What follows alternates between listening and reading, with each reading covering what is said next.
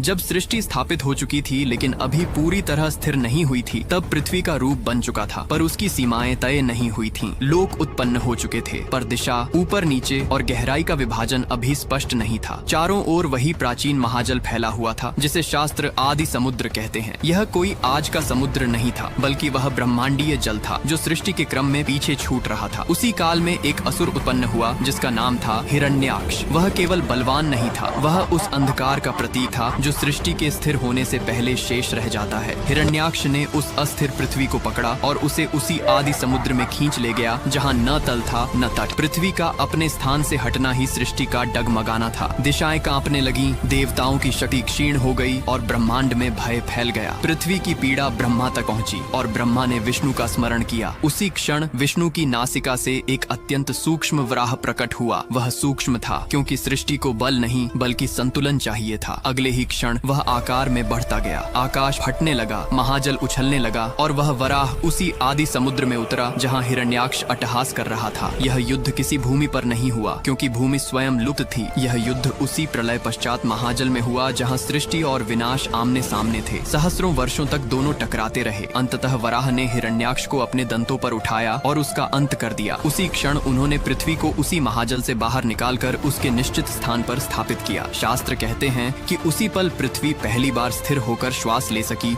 और तभी सृष्टि वास्तव में आगे बढ़ पाई। कमेंट वराह अवतार की जय जरूर लिखे।